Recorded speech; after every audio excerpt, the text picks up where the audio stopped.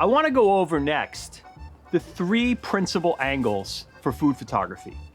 So this makes up the great majority of the shots that you see in food photography. This setup right now is set up for the angle you're probably most familiar with, which is the overhead shot. So that's basically when the camera is mounted over the table like this. From this position, you want to work backwards to where we come from this angle right here, where the camera is in this position, and we call this either a 3/4 angle or the diner's perspective. Meaning, if I was eating this food, this is the angle in which I would look at it. The third angle would be down here at table level, which then brings the background all into our frame.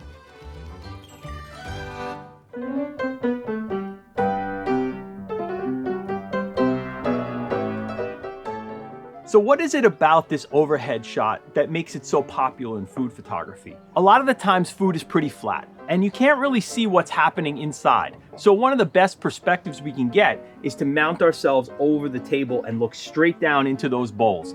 And this also gives us an opportunity to play with shapes and negative space and a lot of different sort of movement on the table to create compositions that are really pleasing to the eye. So I've created this scene of typical herbs and spices from this region.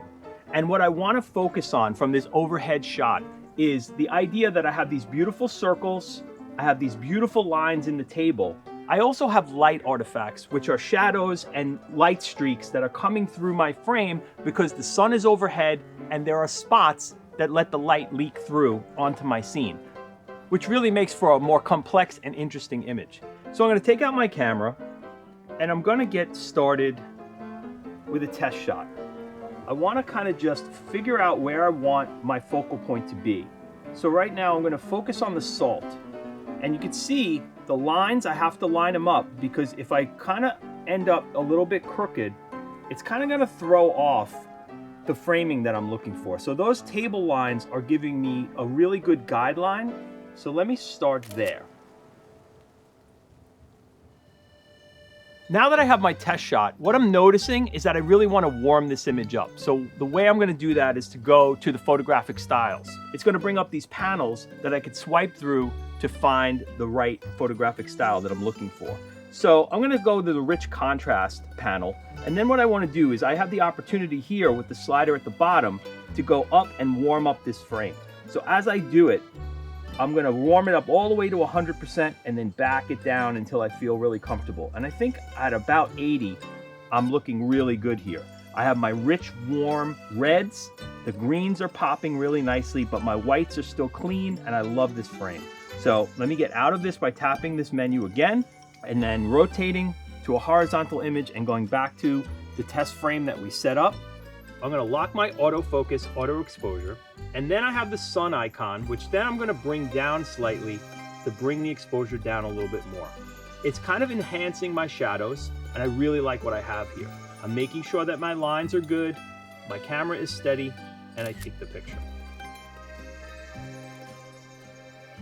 So I'm really happy with that image, because what it feels like to me is that we brought the spices from this region and the light from this region and made a really, really great photo. The next angle I want to talk to you about is called the diner's perspective, or the 3/4 angle. So that means that if I were sitting in front of this food, this is the angle that which I am most familiar with having as an eater or a diner or somebody who's going to interact with this food in a most natural way. So the idea here is that we're kind of bringing our subject to our viewer. So basically we're trying to relate to them in a way that makes them feel comfortable and familiar. And what you want to do with your images is allow your viewer to participate with the food, not just be an observer. So let's get started with this plate. And we're going to photograph it from the diner's perspective. But before we do that, I want to employ some of the techniques that we talked about in the styling section. So I have some of the tools here. So right now I'm going to use this one, which is this eyedropper. And I'm going to take some of the liquid that's pooling at the bottom of this plate of calamari, which is beautiful, by the way. And I'm gonna try to moisten the top of the foods. This is a really important thing to do, to address the food before you start taking pictures. And then there's one other thing I wanna do. Now you can see that we have an awful lot of parsley on this plate, but we don't have any parsley anywhere else. I think it's a really natural look when you sprinkle parsley freshly and it kind of ends up on the tabletop, or it ends up sort of on different parts of the plate. So it's also gonna add the freshest greens we have to the composition.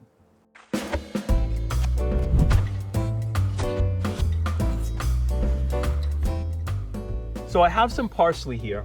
I'm gonna put it in my hand, and then I'm just gonna gently kind of go around. But as you can tell, I'm not really being careful about where it's going. I wanna be a little bit messy. I wanna see that there's real people interacting with this food. And now we're ready to take a picture.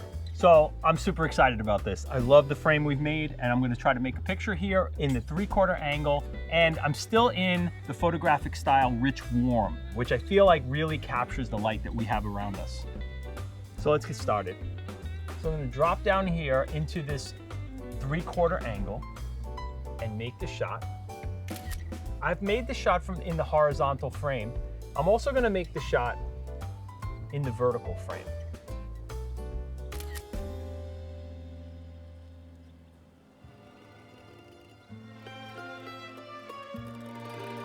The next angle that I want to talk to you about is one that's really special for me. It is the table level angle. And this is when I'm all the way down at the bottom with the camera resting right on the table.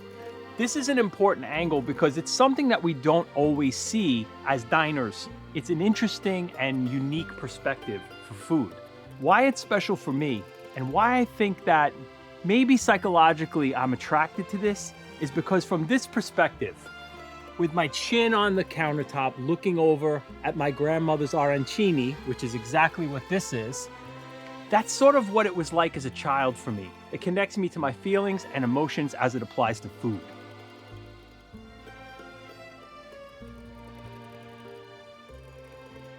What I want to do first is address my frame. So I know that I'm going to be down here at table level, and I'm going to be picking up the entire background that's behind this table, which happens to be the landscape that goes down to the sea, which is really, really beautiful. But what I want to do first is address what's right here in front of me on the plate. So a key concept in food photography is you start with the whole before you move to the part, which means I want to cut one of those, but I'm not going to do it until I actually take the shot of the entire thing. The other thing I would love to do here is decorate this plate a little bit more. So what I've done is I crushed up some salt so that I can do a little bit of a sprinkle over the plate and break up some of this black. Now, even if it's just for decoration or if I'm going to use it while I'm eating, it actually adds visual value to what we're doing.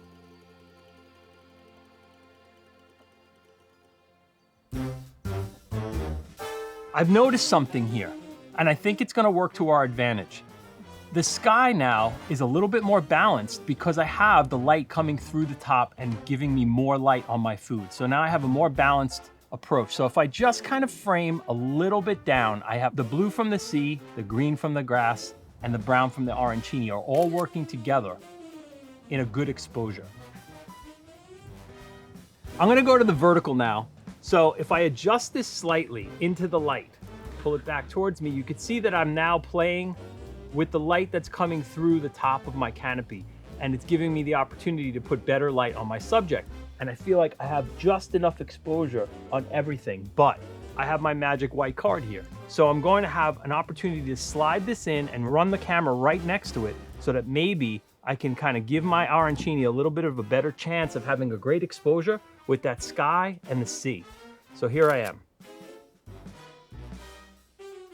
I feel really good about that shot. So now I feel safe enough to cut that second arancini and go for our second shot.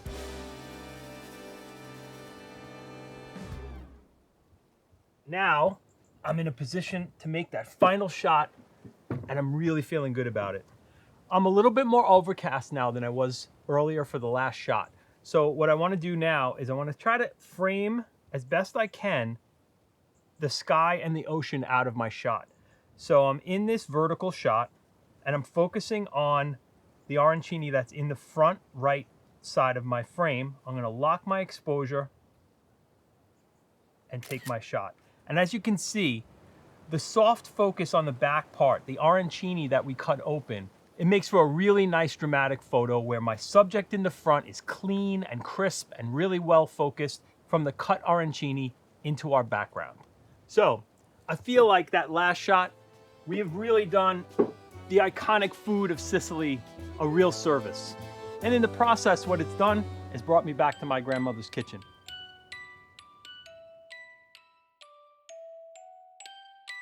This video is a free preview of the iPhone food photography online course. In this course, you'll discover everything you need to know to start your new adventure as a food photographer. We will go over the foundations of food photography and how to use them in a variety of applications, from advertising to stock photography. We will meet incredible people, and with them, we'll explore Sicilian food, traditions, and much, much more. If you'd like to learn more about food photography, please take a look at the full version of iPhone food photography. You'll find the link in the description right next to this video. So join the movement by clicking on that link right now, and I'll see you inside the full version of the course.